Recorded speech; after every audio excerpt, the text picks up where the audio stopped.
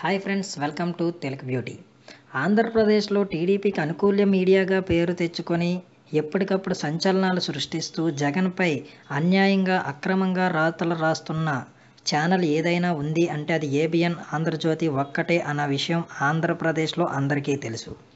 ఇప్పుడు అలాంటి ఏబిఎన్ ఆంధ్రజ్యోతి మరొక విష ప్రచారానికి తెరలేపింది. రాష్ట్రపతి అభ్యర్థి రామ్నాథ్ సింగ్ కోవింద్ ఎన్నికల ప్రచారంలో భాగంగా ఆంధ్రప్రదేశ్కు వచ్చిన సంగతి అందరికీ తెలిసిందే. జగన్మోహన్ రెడ్డి గారు వైఎస్ఆర్ పార్టీ కార్యకర్తలతో రామ్నాథ్ సింగ్ కోవింద్తో భేటీ ఏర్పాటు చేశారు. ఈ భేటీలో జగన్మోహన్ రెడ్డి రామ్నాథ్ సింగ్ కోవింద్ కాళ్లకు నమస్కారం చేశారు.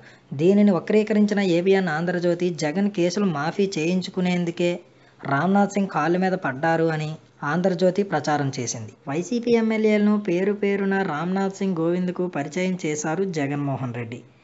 అందరూ రామ్నాథ్ సింగ్ కోవింద్తో ఫోటోలు దిగుతున్నారని, దళిత ఎమ్మెల్యే దిగడానికి రామ్నాథ్ సింగ్ కోవింద్ గారు సుముఖత చూపలేదని ఏబిఎన్ ఆంధ్రజ్యోతి తన ప్రచురణలో పేర్కొంది.